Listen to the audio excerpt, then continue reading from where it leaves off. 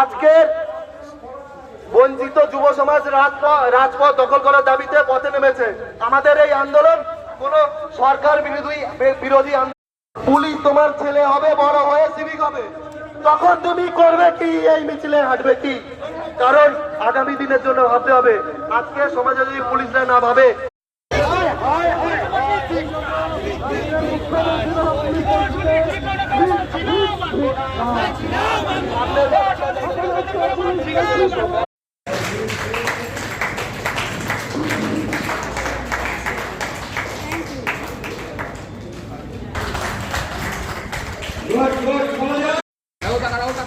Kau tak tahu.